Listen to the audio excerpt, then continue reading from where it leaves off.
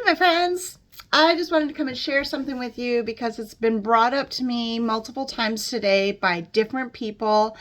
And typically when that happens, it means this will probably benefit a lot of people, right? So I'm going to share this with you in hopes that it benefits. If it's maybe something that you're going through, then you'll get some benefit from it.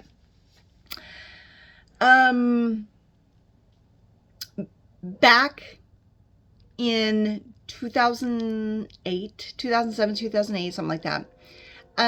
2009 maybe. Pretty sure it was 8. But anyway, my oldest daughter at the time, she was 16 at the time, had started running away from home. She was really getting into some troubles, and I'm hearing the Toastmasters buzzer. All my and-ums. Regroup. Take 2. Back in 2007 or 8, when my daughter started having some difficulties in life, she was 16, and she started doing things that were not okay, and she was running away. Well, she ended up going into treatment, and then ran away from that again, ended up in a psych ward, and ran away from that. And so the last time she ran away, we just kind of said, I'm done. God, you need to deal with this. You need to take care of this. And no one knew where she was. We hadn't heard from her, seen her, or anything for a few months at that time. When I had a vision that she was going to get sick and call.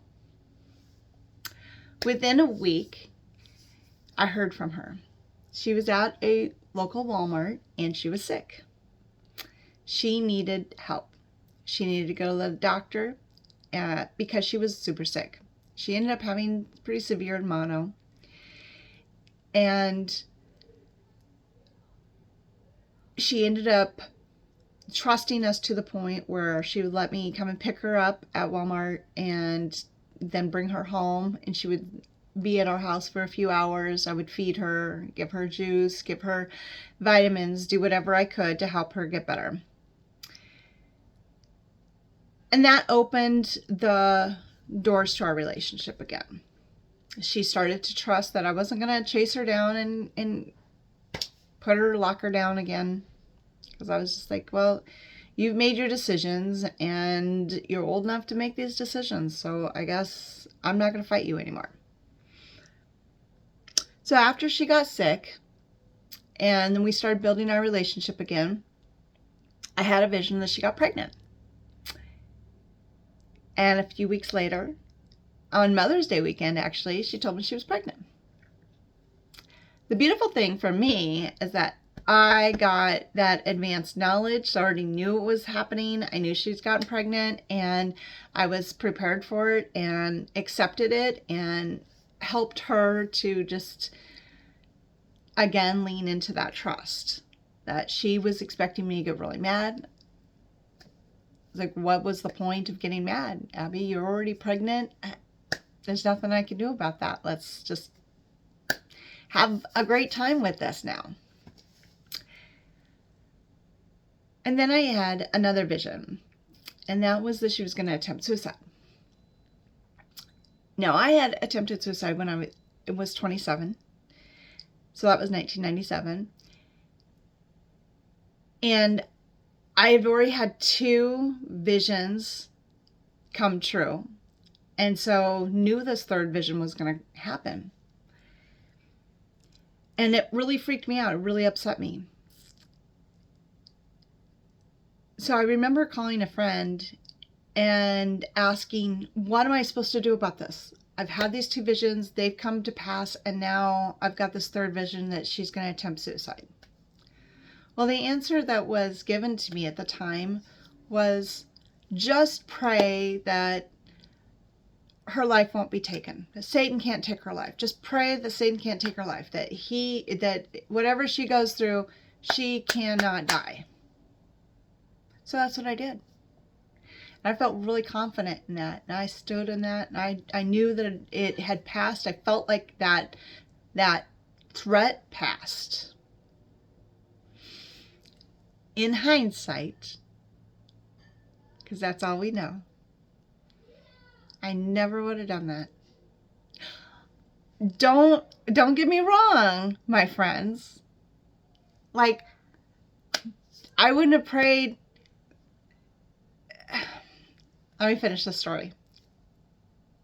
In hindsight, what ended up happening over the next few years was an extreme addiction issue that she got. And she was addicted to heroin and meth for several years. We ended up taking custody of her kids.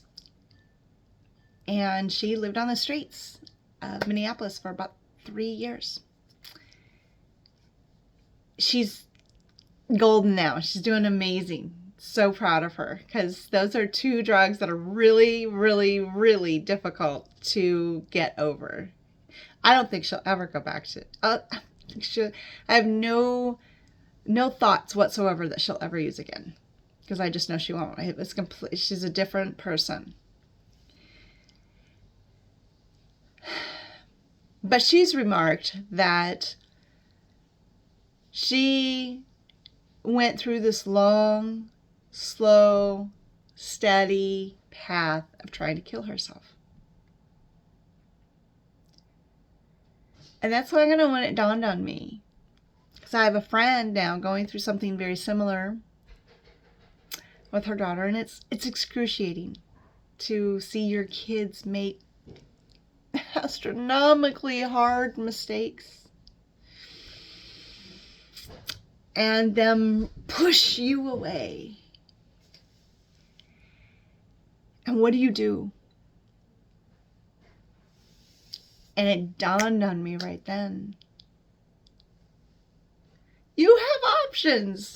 That's what I told her. You have options. You do not have to say, well, as long as she's going this way, let it not be so bad. Let her come back at some point. Don't allow her life to be taken. I just call BS on that whole idea, my friends, because we are co-creators. What we envision, and that was one of the things that Abby had said to me in 2019. She said, well, Mom,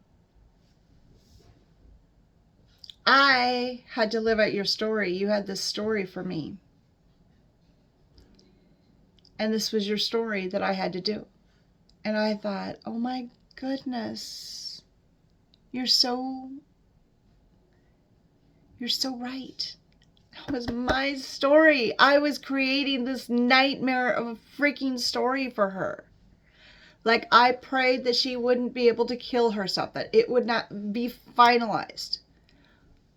Why not instead pray that she finds her highest and best, that she understands who she is, that she knows that she's beautifully and wonderfully made, and that all things start to work for her good, right? Rather than just accepting this thought that she's going to attempt suicide, and that the only outcome I had was to pray against her actually killing herself. My friends, you have choices. What do you want? A lot of times we're only choosing the lesser of 2 evils. We find ourselves in a world of dualities. And it's either this or that, right or left, yes or no. And I'm telling you, that is not the way it is. We get to choose how we experience this life. We get to choose how we get to experience other people in this life. That's our choice. And I've heard countless testimonies of people praying and seeing the highest and best for other people without them even knowing it, and them coming around to it and them receiving it. It's called quantum entanglement. We have that power. What we see, what we project on the inside is what we see on the outside. If you're having struggles with somebody or something in your life, you do not have to have a this or that answer. The question is, what do you want? And can you allow yourself to have that? Sometimes it's really hard for us to figure out what we want. We almost always know what we don't want. So if you need help figuring out what you want out of a big long list of don't wants, let me know. I'm here to help guide you through that process. I'm genius when it comes to that. I hope you have a fantastic day, and I hope this message helps. Love you all.